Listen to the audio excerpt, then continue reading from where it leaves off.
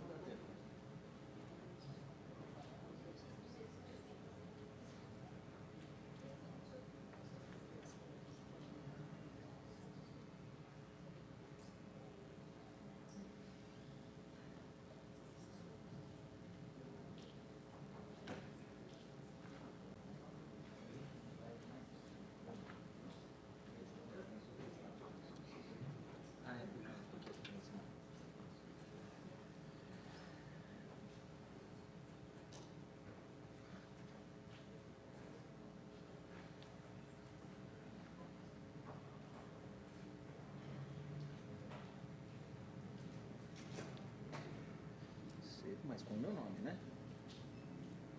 Isso. Hoje é 30.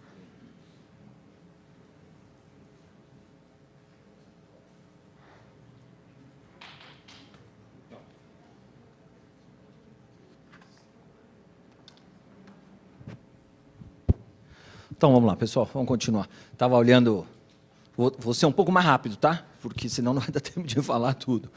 Estava vendo em que pé a gente está, são mais ou menos 60 slides e a gente está mais ou menos na metade, senão não vai dar tempo. Essa é a tabela que eu falei para vocês na Constituição, que fala das idades, né? E o raciocínio aqui é pela maturidade intelectual. Ah, professor, mas tem gente que tem 40 anos e parece uma criança. Mas no geral, né?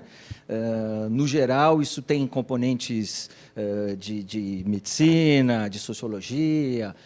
Então, é uma tabela que tem relação com a maturidade e o preparo intelectual para o sujeito exercer os mandatos. Então, é uma tabela fácil, essa tabela não mudou desde a Constituição de 88, então não tem muito o que falar. O que a gente precisa destacar em relação à idade?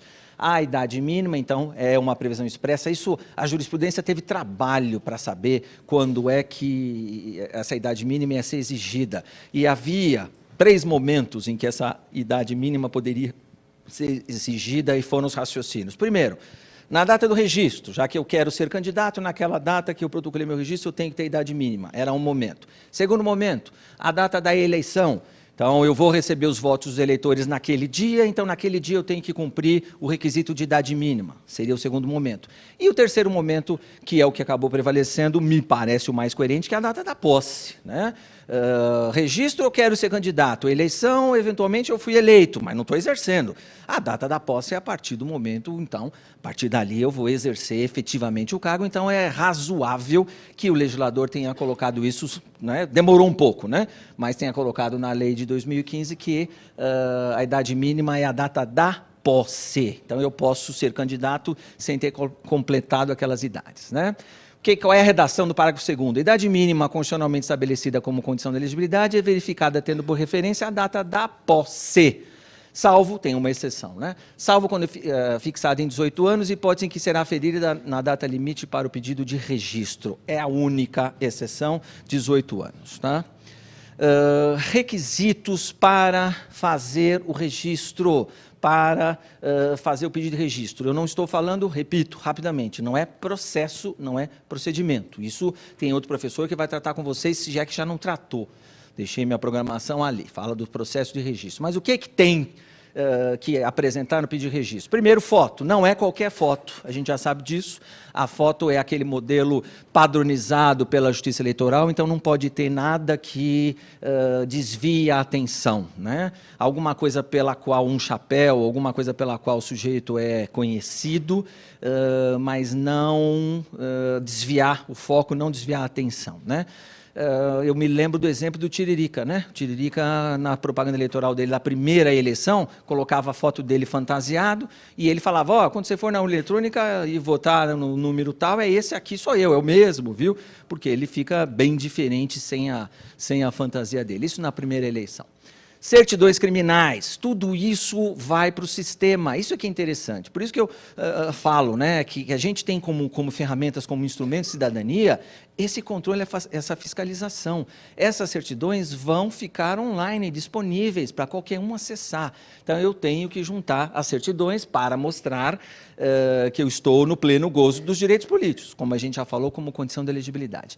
Declaração de bens. Aqui cabe um parênteses. Declaração de bens não é cópia do imposto de renda. Muita gente confunde. Aí a Justiça Eleitoral manda fazer de novo e diz, mas como eu entreguei a minha cópia do imposto de renda? Não é, porque o imposto de renda ele é relativo ao exercício anterior. O pedido de registro vai ser em agosto, não é? E o imposto de renda de 2016 é relativo a 2015. De 1º de janeiro de 2016 até o pedido de registro, pode haver, que é 15 de agosto, pode haver alteração. Eu posso ter me desfeito de algum bem, posso ter comprado outro bem, posso ter ganho na loteria, então minha conta está cheia de dinheiro. Então, essa declaração de bens tem que refletir, tem que estar atualizada. É lógico que eu posso usar a cópia não do imposto de renda inteiro, não, né, da parte dos bens, mas aí eu tenho que colocar junto uma cartinha lá, um ofíciozinho, dizendo, olha, junto a cópia da minha declaração de bens do imposto de renda, porque não houve nenhuma alteração, nem para mais, nem para menos, tá? Então, é suficiente. Comprovante de escolaridade, eu falei do Tiririca e você se lembra aí a confusão que houve com o Tiririca para mostrar que eles só se preocuparam com isso depois que ele fez 1.500.000 votos, né? Para comprovar que tem escolaridade. Então, comprovante de escolaridade, qualquer certificado, qualquer diploma, qualquer documentação hábil, né? A pessoa às vezes junta a coisa forjada, a coisa falsificada. Parece que aqui perto na Praça da Sé a turma vende título de doutorado, essas coisas, né?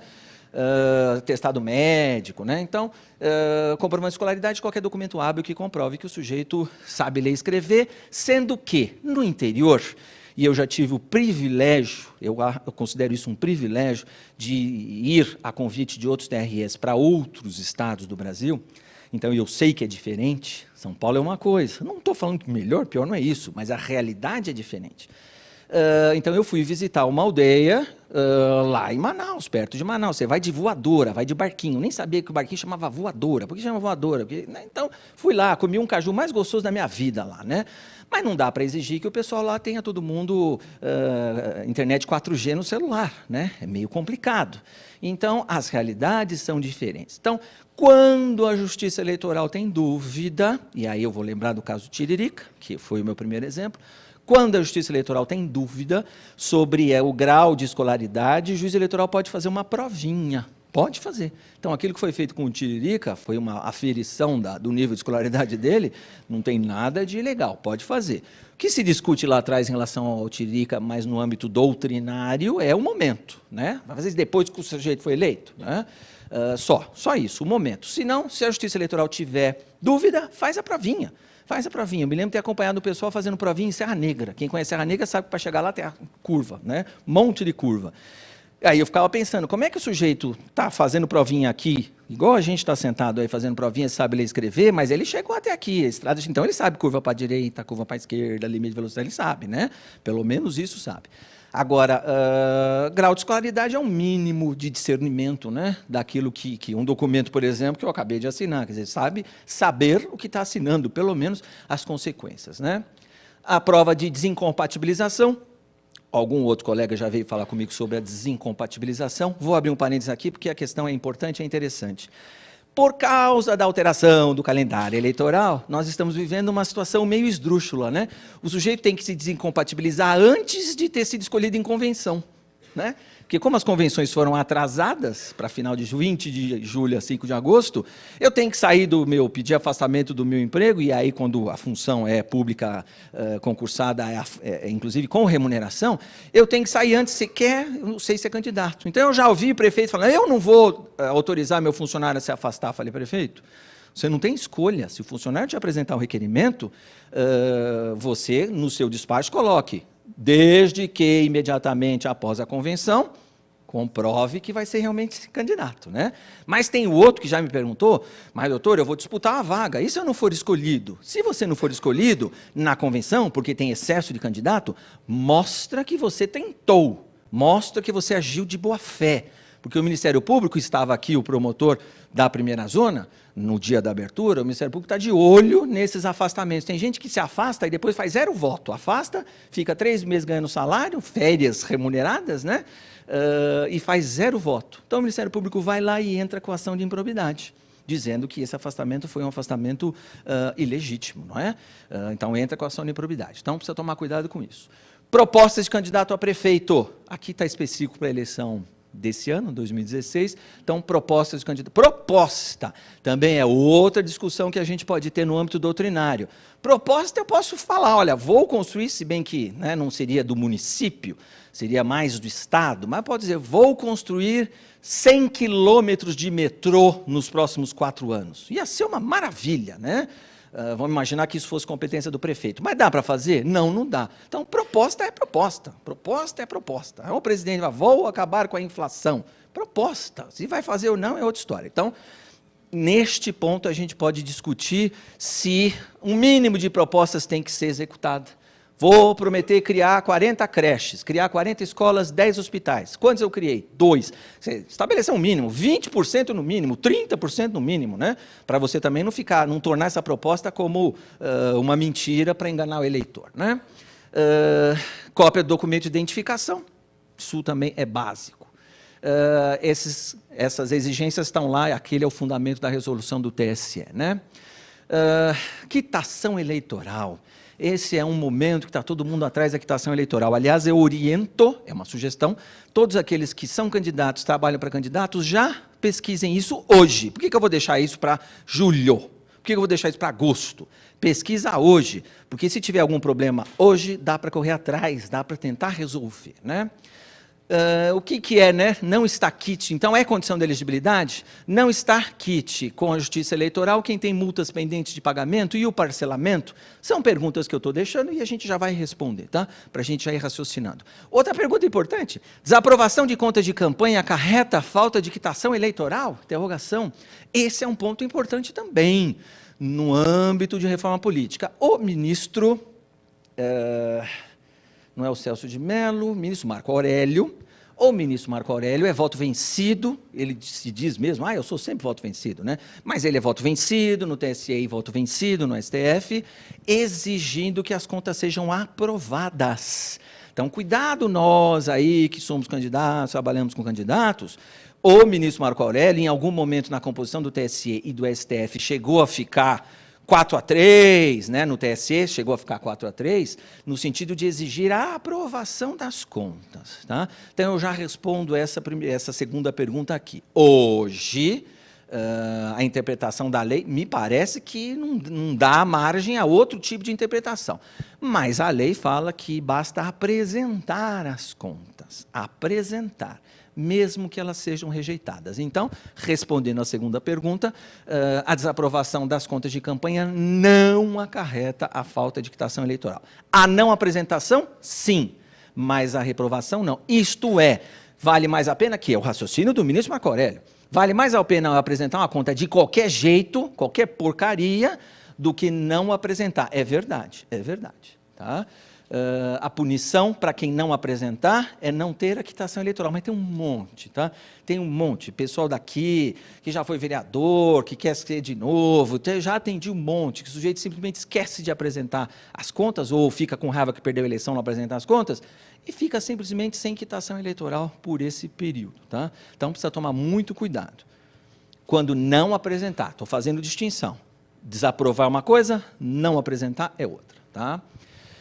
Conteúdo da certidão, que é o parágrafo 7º da lei. Eu pus entre aspas, e eu acho que não tem muita interpretação, né? Vamos lá. A certidão de quitação eleitoral abrangerá exclusivamente, é o termo da lei, não fui eu que inventei, está na lei, exclusivamente a plenitude dos direitos políticos, o regular exercício do voto, votar, não é? Comparecer, não é eleitor faltoso, o atendimento a convocações da Justiça Eleitoral para auxiliar trabalhos relativos ao pleito, mesário, não pode faltar, né?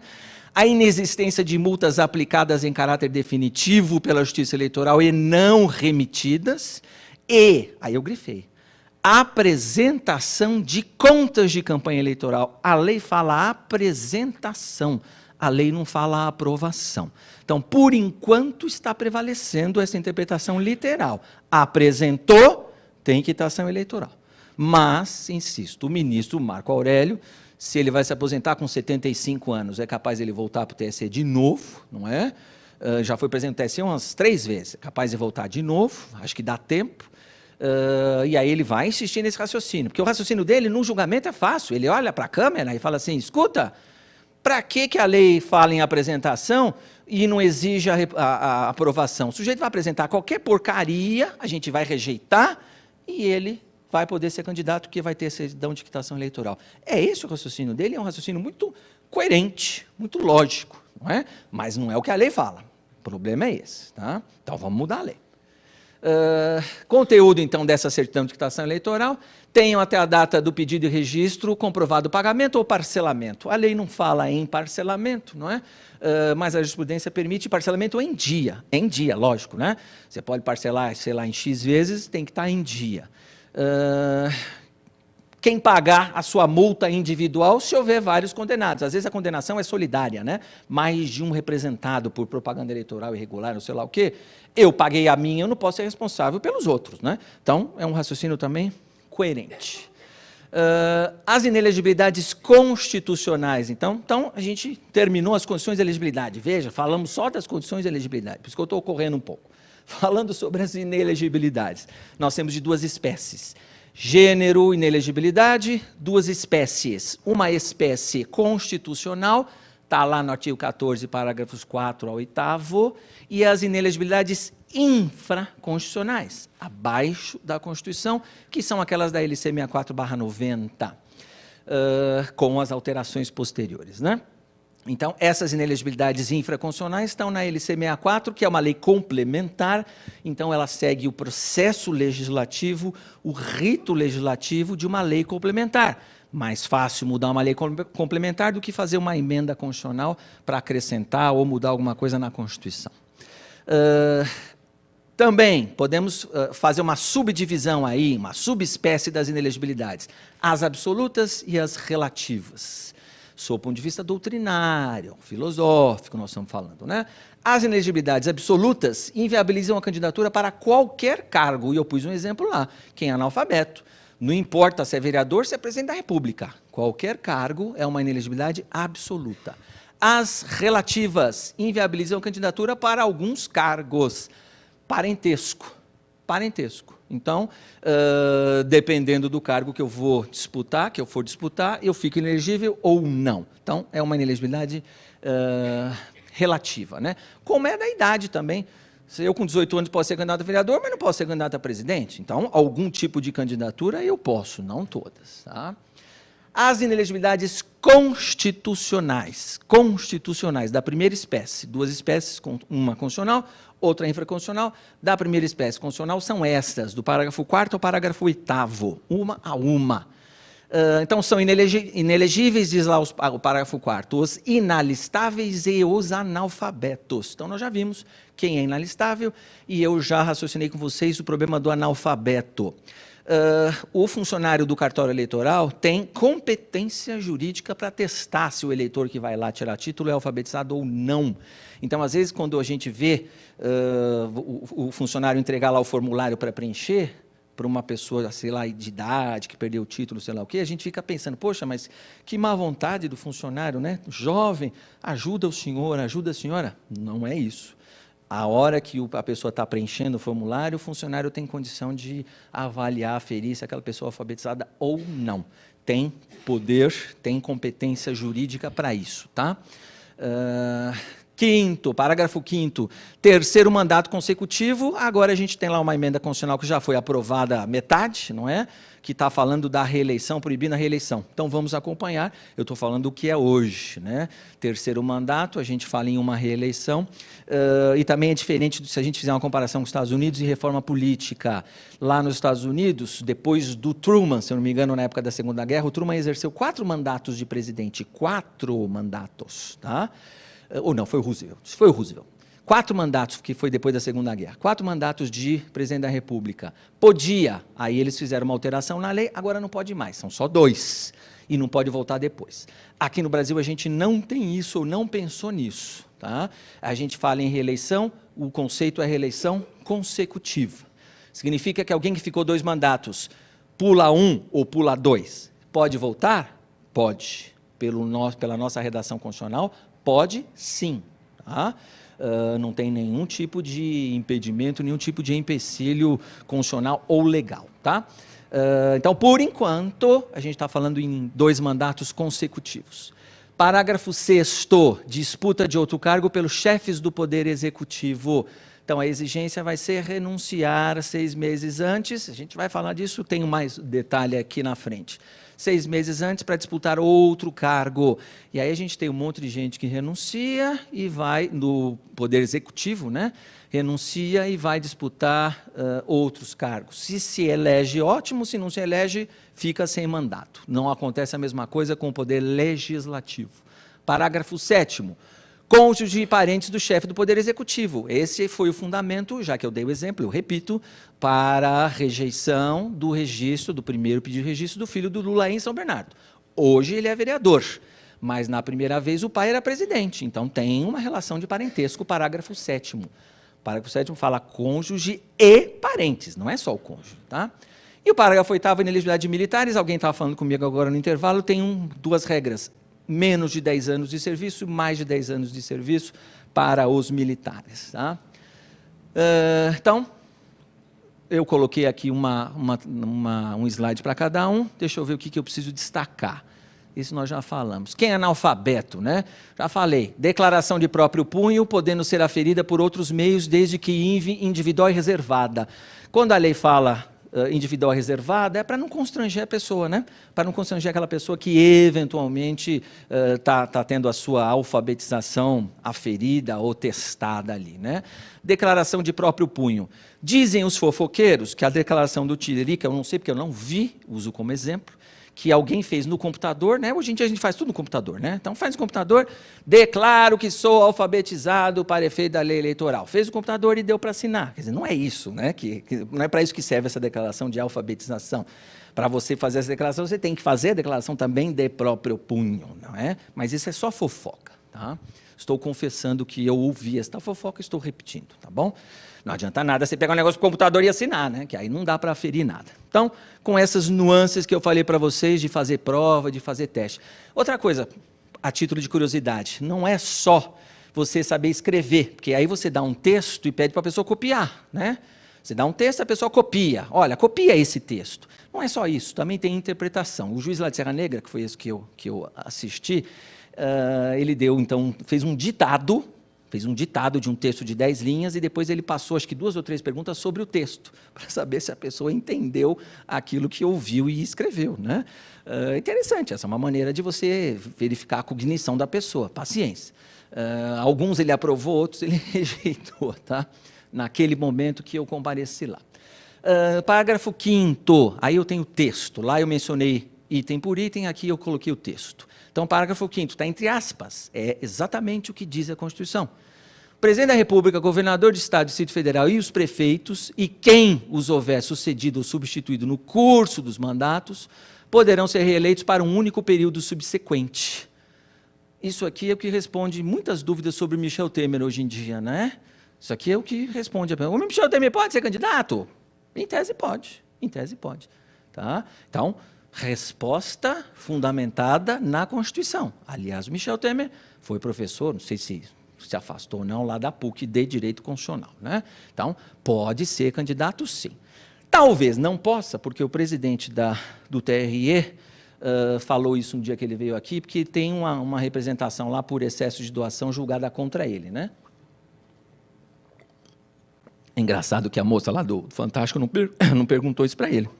O senhor vai ser candidato? Fala, olha, eu não posso porque eu fui condenado pelo TRE por excesso de doação e não pode. E por que eu falo Michel Temer? Porque eu tenho, acho que, uma meia dúzia de clientes que estão na mesma situação. Então, eu fico olhando. Se eles salvarem o Michel Temer, tem que salvar meus clientes também, não é verdade? O direito tem que ser igual para todo mundo, não é?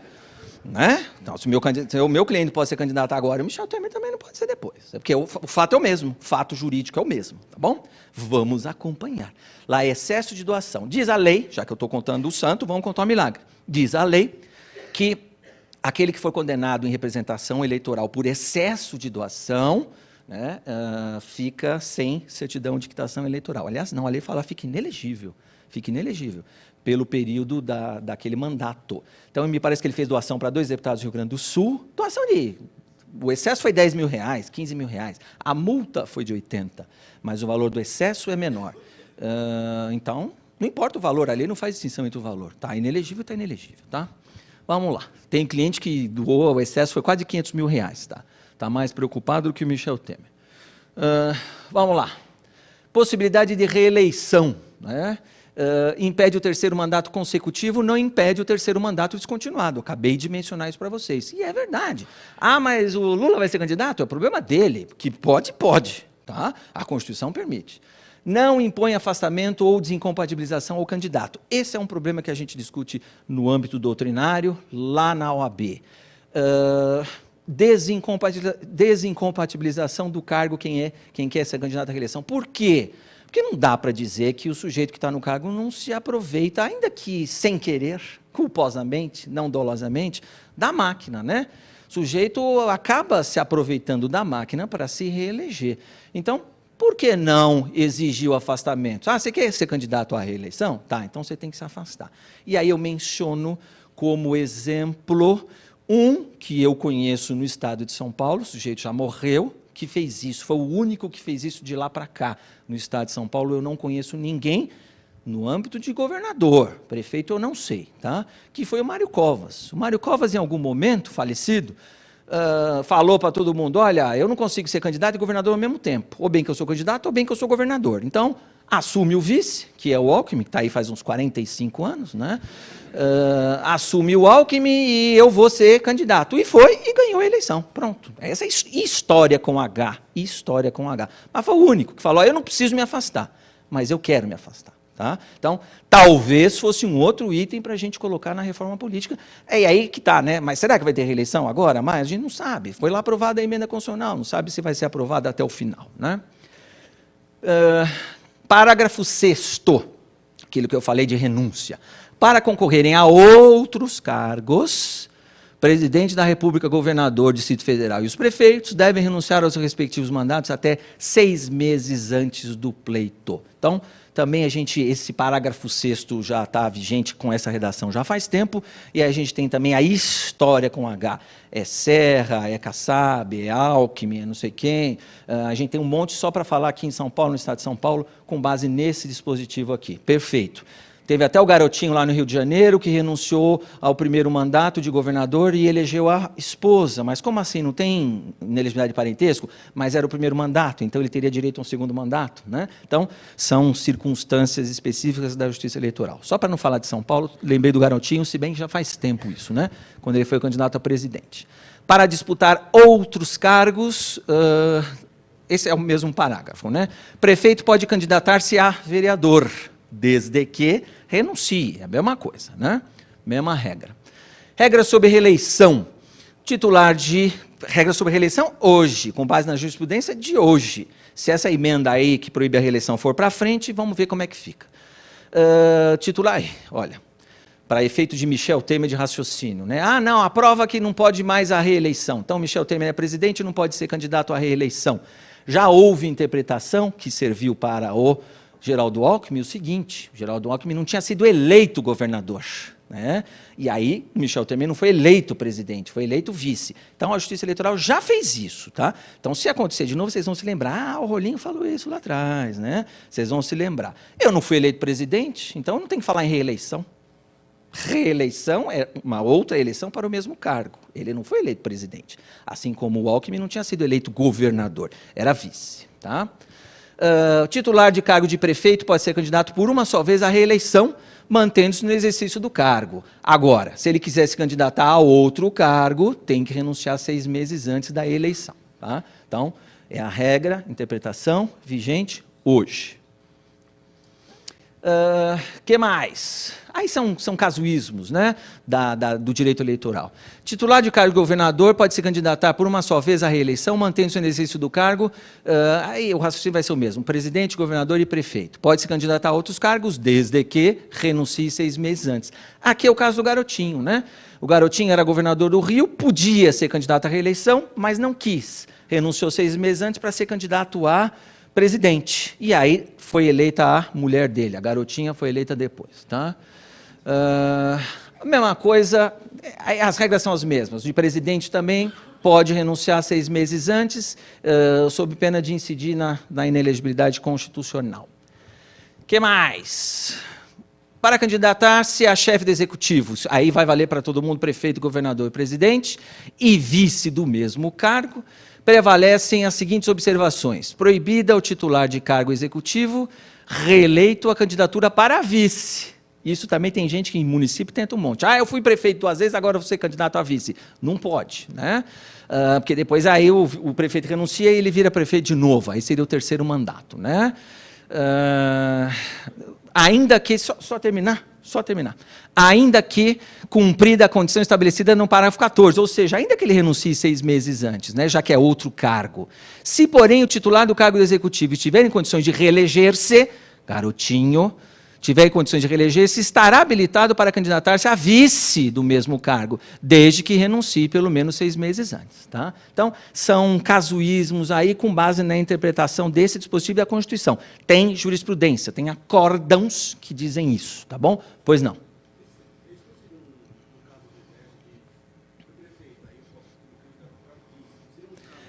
Mas no segundo mandato. No segundo, não no 3º. No segundo pode.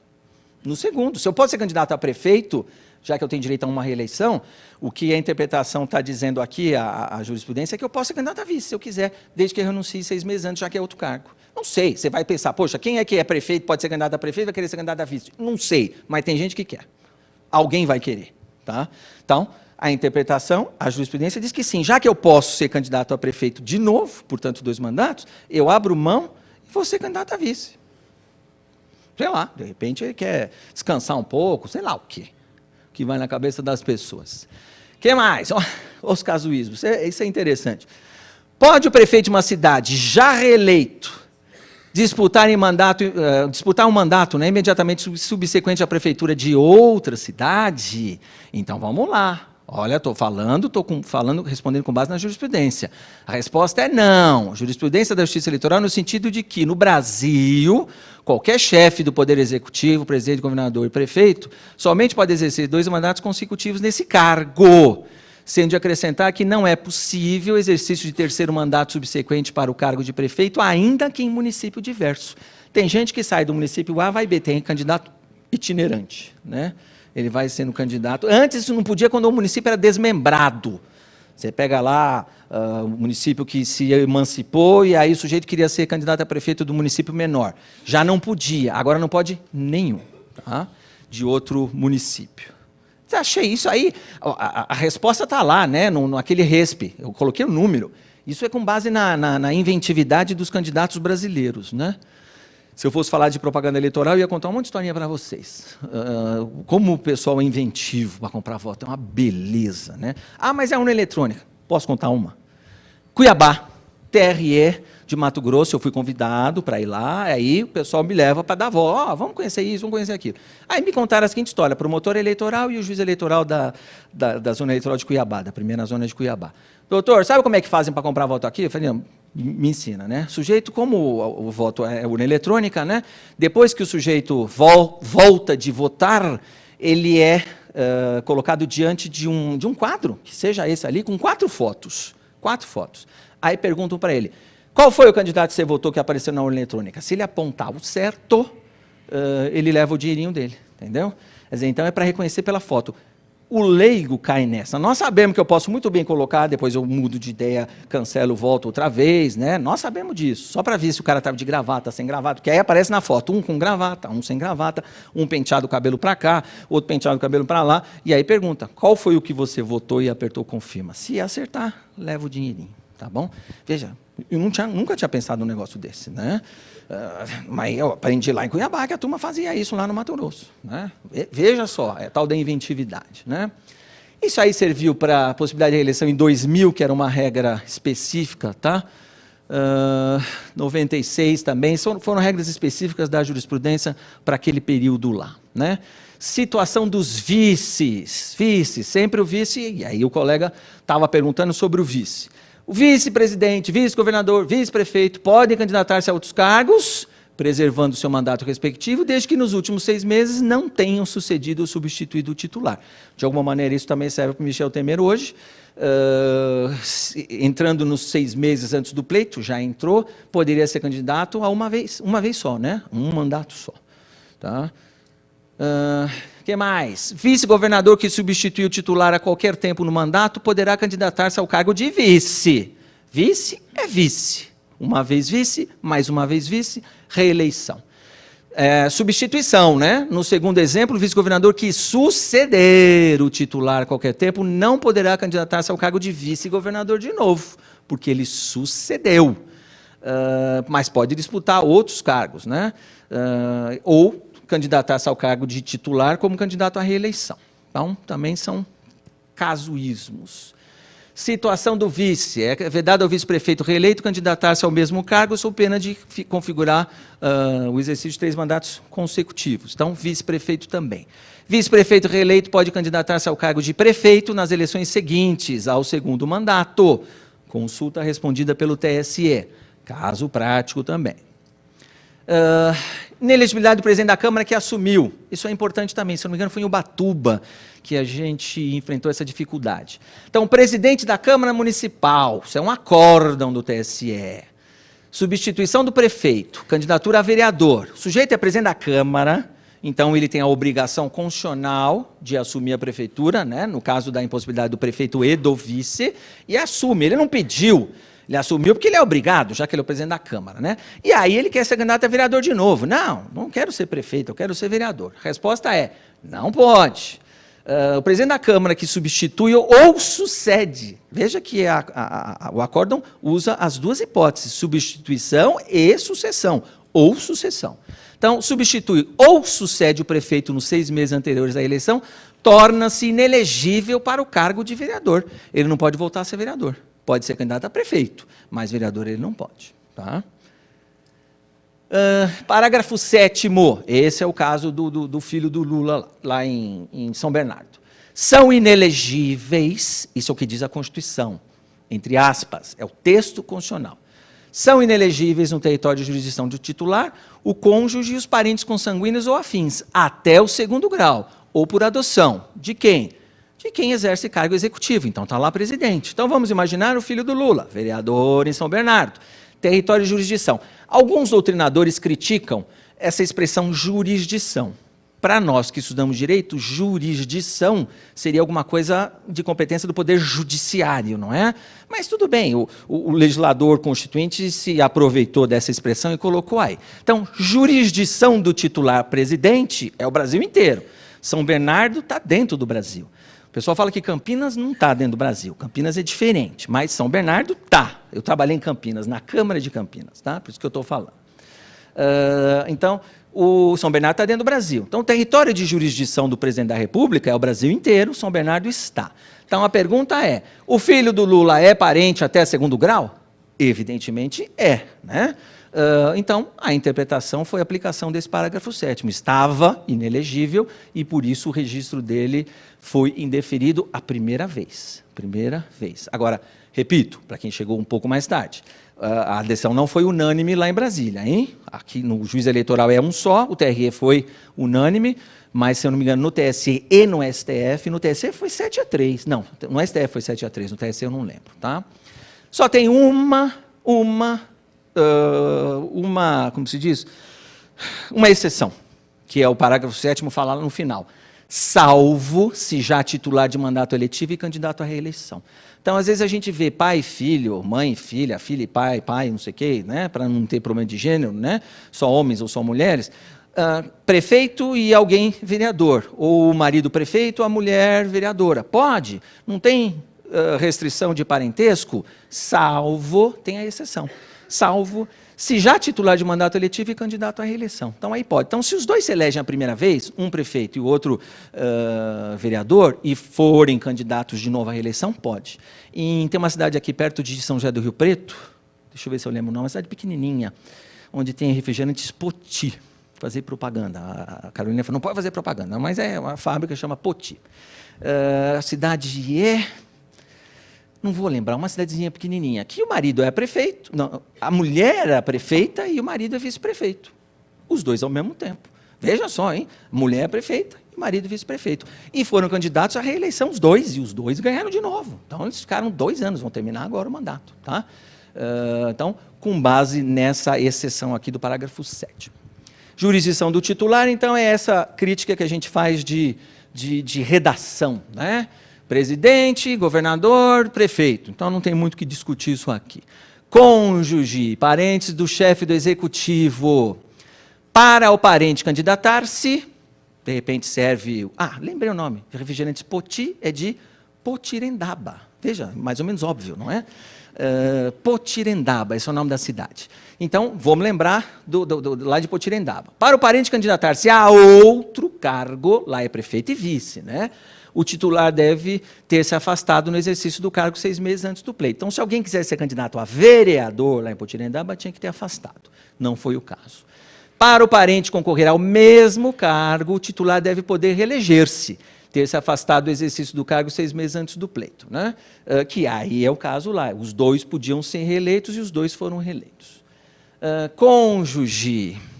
Aí eu peguei também alguns acórdãos do TSE, uma consulta do TSE, né? Eleição de 2004, mesma circunscrição, nora, viúva de prefeito reeleito. Essa decisão é de 2004, é um pouco mais antiga, mas e é importante da Justiça Eleitoral esse avanço, essa atualização, porque hoje nós estamos falando, já que eu falei de gênero, né, nós estamos falando de questões de inelegibilidade por razão de gênero. Né? Então, é a prefeita que tem uma mulher, ou é o prefeito que tem o marido, ou sei lá o quê. Então, é aquela história de direitos iguais, então direitos iguais para tudo, não é? Aí, aconteceu na Bahia, foi o primeiro caso que foi para o TSE. E eu me lembro do ministro, acho que foi o próprio ministro Gilmar Mendes, falou o seguinte, peraí, todo mundo reivindica direitos iguais, tratamento igual. Aí, na hora que um é cônjuge do outro, eram 2 mulheres... Né? Então, a prefeita tinha sido prefeita há 8 anos, aí a mulher da prefeita queria se candidatar. Aí alguém falou, opa, mas é inelegibilidade de parentesco. Ela falou, eu não sou casada. Agora não é casada? Espera aí. Ou é igual para tudo, ou não é igual para nada. Né? Então, neste caso, foi o que o TSE falou.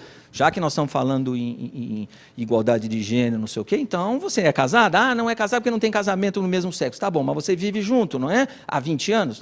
Então, é a mesma coisa. Então, não deixou ser candidato. Tá? Então, isso é importante dizer. Que era alguma coisa que talvez em 2004 a gente não conseguisse pensar. Hoje, em 2016, dá para pensar. Né? Que mais? Candidatura do parente ao mesmo cargo. O cônjuge e os parentes de governador são elegíveis para a sua sucessão, desde que o titular tenha sido eleito para o primeiro mandato e renunciado até 6 meses antes. Essa consulta é a consulta do garotinho, tá bom? É uma consulta mais antiga, pelo número dá para a gente ver, é a do garotinho.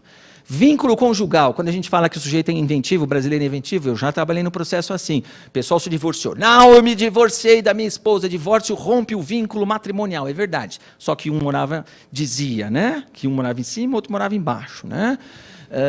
Aí o juiz ouve a testemunha, mas eles saem juntos, saem, doutor, todo dia às 7 horas da manhã os dois saem juntos. E quando eles voltam? Eles voltam também às 6 horas da tarde, todo mundo junto. Aí no restaurante da cidade eles estão almoçando junto, estão jantando junto. Vocês estão divorciados? Estamos divorciados. Olha o papel aqui, olha o divórcio. Rompeu o matrimônio. Então, não é assim. Precisa tomar cuidado, né, com essa fabricação de situações aí para efeito ultrapassar essas dificuldades, essas barreiras aqui. Então, o que diz a lei, a jurisprudência? Né? Tem uma súmula do STF. A dissolução da sociedade conjugal ou de vínculo conjugal no curso do mandato não afasta a inelegibilidade do parágrafo 7º. Então, não adianta você se divorciar, não adianta, continua com a esposa, não tem problema nenhum, não adianta divorciar, tá? Porque o vínculo matrimonial vai ser usado para efeito da inelegibilidade do parágrafo 7º. União estável gera inelegibilidade, acabei de dar o exemplo da Bahia. Não tem casamento do mesmo sexo, é verdade, mas é uma união estável? Então pronto, é a mesma coisa, gera inelegibilidade. Isso é um avanço do Poder Judiciário, é um avanço da Justiça Eleitoral, eu não discuto, mas não pode ser incoerente. Eu quero isso, quando eu não sou casado porque não tem casamento do mesmo sexo. Opa, peraí, aí você está sendo hipócrita, né? E também não dá. esse aqui é interessante. Mero namoro não acarreta restrição. Hoje em dia os meus alunos falam, professor, e ficar? Eu falei, ficar é isso aí, mero namoro, não é isso? Então, é outro verbo que eu não coloquei aí, mas ficar é só ficar, não gera nenhum vínculo, tá? Militar, alguém estava me perguntando agora no intervalo, está aqui o que diz a Constituição, parágrafo 8º, as duas categorias. Menos de 10 anos de serviço, afasta-se da atividade, e mais de 10 anos de serviço passa automaticamente para a inatividade. E ele me trouxe uma informação que eu não tinha, já vou aproveitar, que o capitão Augusto, que é deputado aqui do Estado de São Paulo, o capitão Augusto apresentou um projeto lá de emenda constitucional para alterar isso, porque, na verdade, o sujeito acaba perdendo a possibilidade da carreira. E o colega perguntou lá da polícia também, quer dizer, acho que dá um tratamento diferente. Só porque eu sou militar eu vou ser prejudicado? Não está certo isso, né? Então, me parece que essa emenda é bastante razoável para não prejudicar o sujeito que tem a carreira, optou pela carreira, e aí não pode ser candidato, não pode ser deputado. Então, me parece que é um tratamento aí desigual. Tá? Mas tem essa é a regra vigente hoje. Essa é a regra vigente hoje. As regras do parágrafo 8º, a aplicação militar alistável, isto é, aos não conscritos, né? Aqueles que estão no período militar obrigatório. Em relação à filiação partidária, permanecem as regras já vistas, que é que a gente falou, está na atividade, não é exigido só no momento da convenção. O que mais? Parágrafo 9º, só para a gente relembrar, a Lei Complementar 64 e as outras que vieram, a LC 135, elas cumprem esse dispositivo da Constituição. É a Constituição que manda que seja feita através de lei complementar. Então, não podem existir hipóteses de inelegibilidade estabelecidas em lei ordinária, porque a Constituição estabelece lá no parágrafo 9º, lei complementar. Lei complementar. Então, a Constituição está exigindo uma espécie legislativa específica, que tem o processo legislativo específico, o rito legislativo próprio. Então, é lei complementar. Tá? Essa lei complementar, e aí a interpretação desse parágrafo 9º tem permitido à Justiça Eleitoral, de repente, elastecer algum raciocínio. Mas vamos lá, me parece que tem fundamento, não está errado não.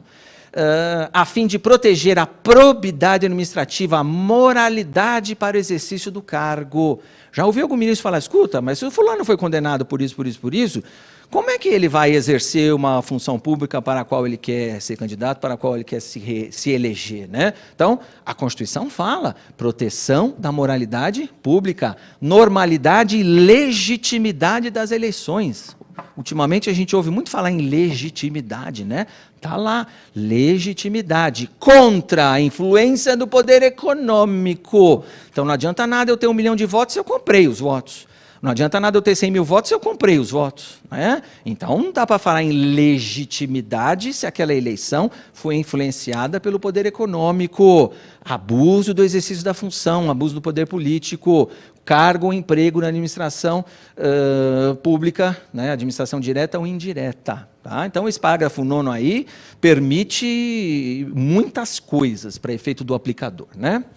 É preciso destacar né, o caráter principiológico do dispositivo, cujos termos devem presidir as atividades de interpretação e aplicação de todos os dispositivos normativos reguladores da inelegibilidade. E aí, tudo bem, isso é doutrinário, isso é uma opinião doutrinária. Qualquer um pode concordar, qualquer um pode discordar. Mas aí eu relembro o raciocínio que a gente teve antes do intervalo. Até que ponto é a Justiça Eleitoral que vai fazer a separação dos candidatos, não é? Esse pode, esse não pode. Não, mas é aplicação literal. Aplicação literal que permite divagações. E aí eu posso usar o exemplo do Paulo Maluf, de novo, para não falar que fala só do Tiririca, sei lá o quê. Paulo Maluf, em 2014, hoje deputado, nosso representante, deputado do Estado de São Paulo. Houve lá o julgamento, pediu o registro dele aqui no TRE, eu estava presente na sessão, já que a competência é do TRE, e a dúvida era saber, ele tinha condenação por ação de improbidade? Tinha suspensão de direitos políticos? Tinha, mas a lei fala ato doloso, e aí a questão era saber se o ato era doloso ou era culposo. O acórdão do TJ não dizia se o ato era doloso ou se era culposo, então coube a Justiça Eleitoral interpretar pela leitura do acórdão. E aí a decisão foi 4-3 contra a matéria, né? O fato era a nomeação do Reinaldo de Barros como secretário de obras na época.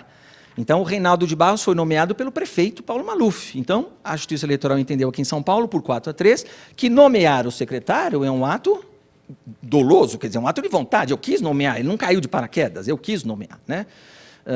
Então, nomeou e houve o que houve lá na água espraiada, sei lá o quê, Roberto Marinho, então o resto é consequência.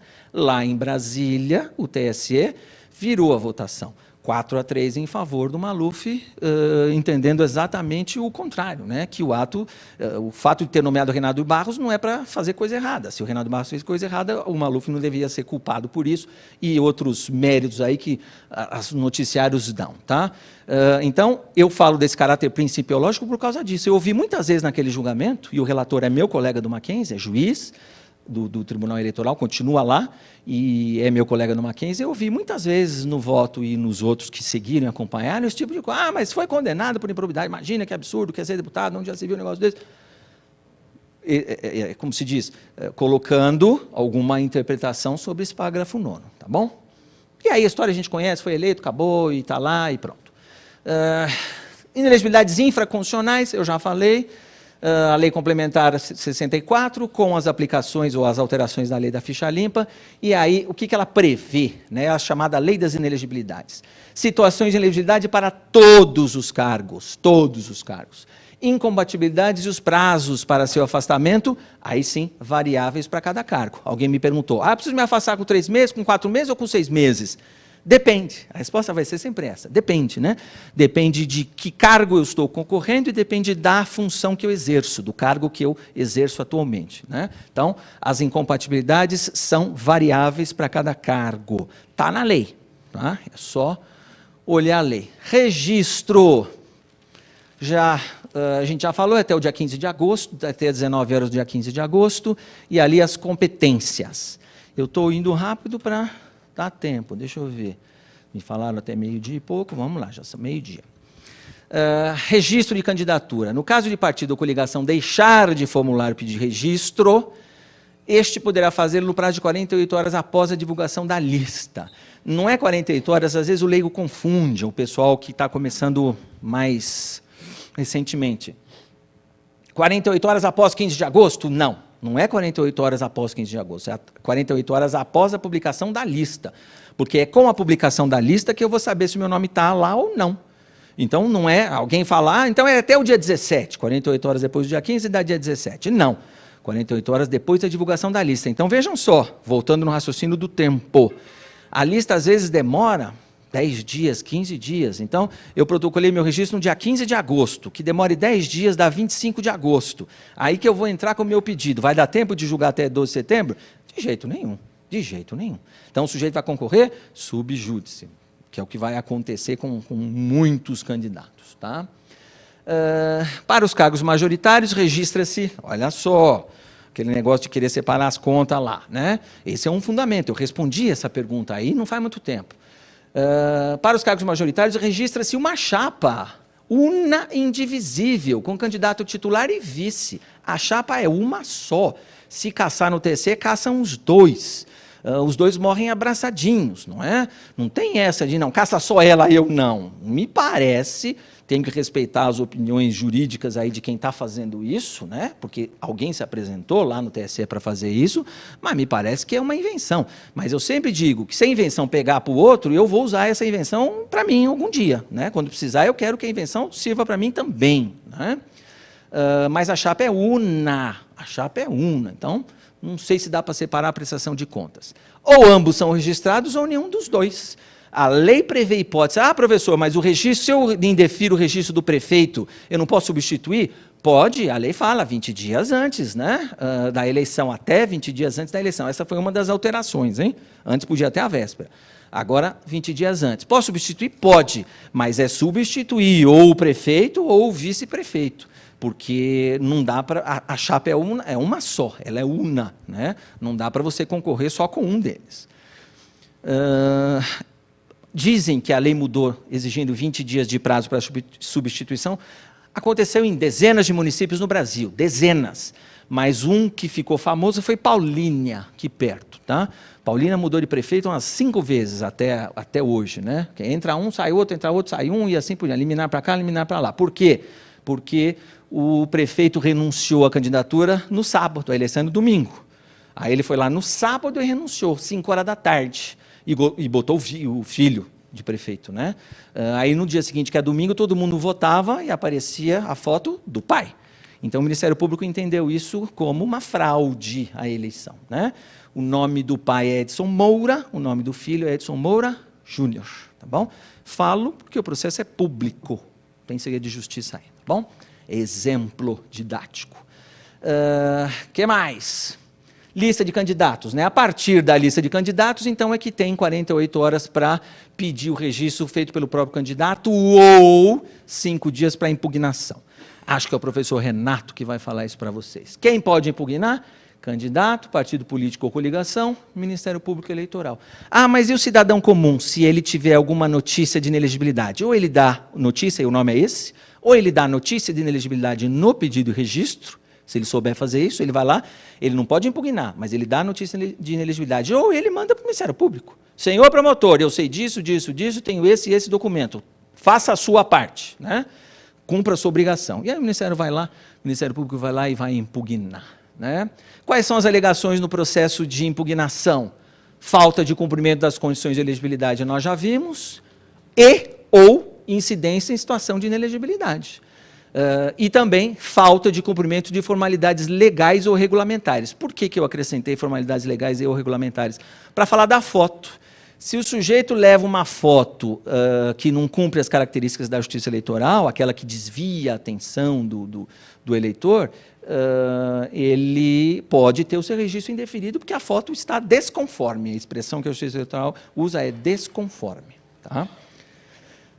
Nesse ponto é importante, de repente, lá, né, teve a parada GBLT ontem, sei lá o quê, lutando pelo negócio do gênero, identificação de gênero, porque houve candidatos transexuais que têm que aparecer com a sua identidade de nascimento.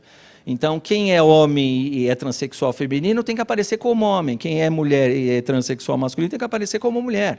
E aí não consegue atrair o eleitor não vai identificar na hora de votar, não é? Então, de repente, é outra coisa que está se avizinhando por aí. Se o sujeito é travesti, deixa a foto aparecer como travesti. É assim que a pessoa é conhecida, entendeu? Mas hoje não pode. Hoje não pode, né?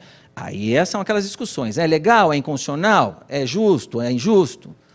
São questões que a gente tem que discutir em nível da sociedade. Se o registro for indeferido, o candidato pode fazer campanha por sua conta em risco até o trânsito em julgado.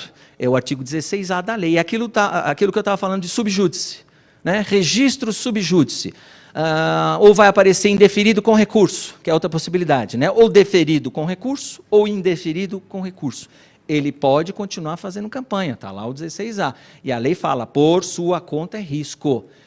Responsabilidade dele, se lá na frente o registro for indeferido. Vou dar um exemplo também público de Mauá, deputada Vanessa Adamo Orozco, agora o nome dela, ela casou, chama Vanessa Adamo Orozco. Deputada Vanessa Adamo perdeu a vaga da Assembleia dela agora, o mês passado, porque o pedido de registro dela, deputada estadual, só foi indeferido agora. A eleição foi em 2014, nós estamos em maio de 2016, o julgamento foi em abril de 2016. Tá? Então, ela deixou a vaga dela lá da Assembleia agora, porque o registro foi indeferido. Então, aquela história, conta e risco. Você sabia que seu registro estava sub júdice.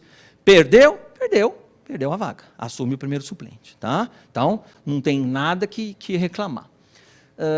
Para a contagem de votos, aplica-se a fotografia do dia da eleição. Se no dia da eleição o candidato estiver deferido, os votos são válidos. Se estiverem deferido, os votos são nulos, mas contados em separado, pelo menos para a legenda, para efeito de mudança da retotalização lá dos votos. Que, aliás, foi feita a retotalização agora, está no site do TRE, para efeito da Vanessa Adamo. Tá?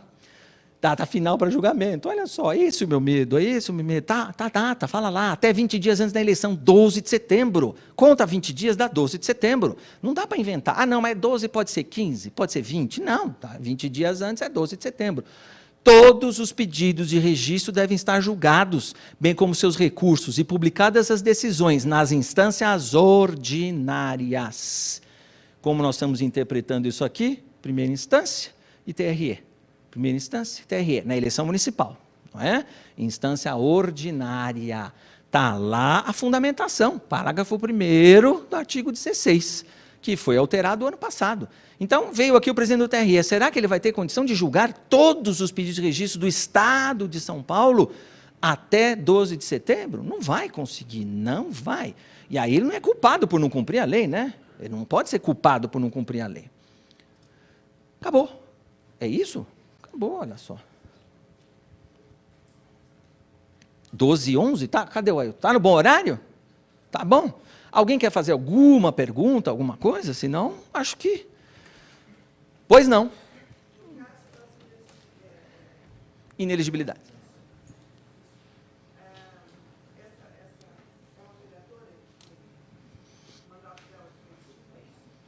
A Vanessa Damo, deputada estadual.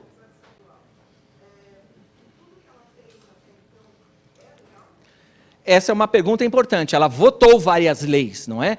Então, significa que aquelas votações que ela participou são nulas? Não. Já tem jurisprudência do TSE que ela exerceu o mandato de forma correta até aquele momento. Também não é culpa dela que a Justiça Eleitoral demorou, porque se a lei fosse cumprida, 20 dias, aí ela estava fora. Mas não, demorou tanto que ela cumpriu 2 anos e pouquinho. Se bem, aqui é 15 de março, né? 2 anos e pouquinho que ela cumpriu de mandato, legitimamente. Então, não dá para questionar isso, não. Com licença, professor, só Sim. antes da continuidade, avisar que a nossa próxima aula é no dia 2, na quinta-feira, tá? E peço a gentileza, quem não assinou a lista está aqui na frente, que venham, por gentileza. Pois não.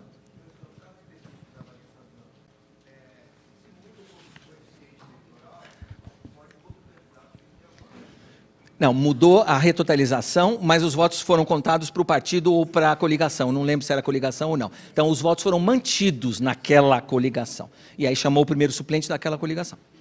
Tá? Pois não.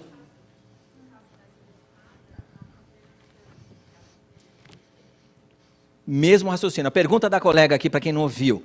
Vanessa Damo recebeu salário, subsídios, e os assessores de gabinete receberam também, foram nomeados pela deputada durante 2 anos e pouco. Isso é ilegítimo, tem que devolver? Não, eles trabalharam, ela exerceu o mandato e os servidores exerceram as funções legitimamente. Tá? Pois não.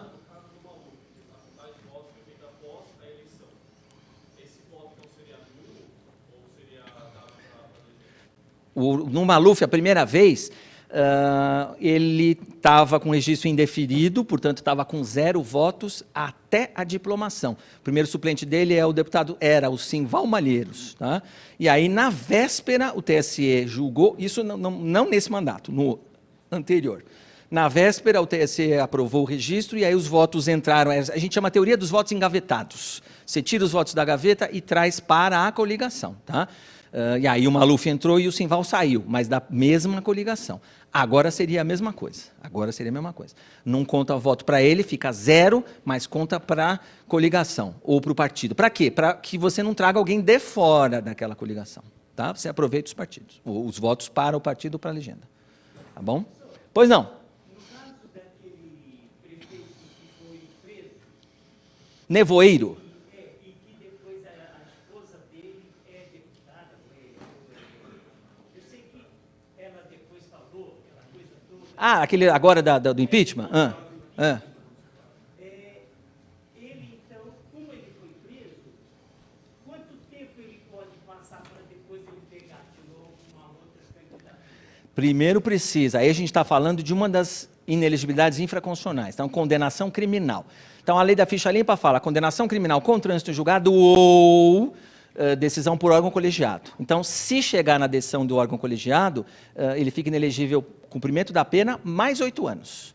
Então, suspeição de direitos políticos, Constituição Federal 15.3. Se a pena for 10 anos, direitos políticos suspensos durante 10 anos. Depois que terminar a suspensão, inelegibilidade de mais 8 anos, que é a história do Zé Dirceu. Porque o Zé Dirceu nunca mais vai ser candidato a nada. Né? Porque você tem pena de 10, de 15, de 20 anos, mais 8 anos de inelegibilidade, vai até 2050, entendeu? Esse é o exemplo do Zé Dirceu.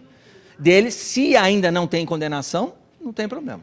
No caso da mulher dele, ela pode continuar... Pode, sem problema, sem problema. Mais alguém? É isso. Então, muito obrigado. Pois não, tem lá uma pergunta.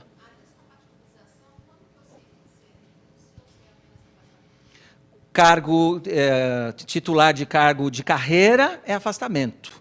Titular, aí a gente não fala titular, cargo comissionado é renúncia ao cargo, você sai do cargo, pede demissão. Dirigente da OAB é renúncia. Tá bom? Pois não.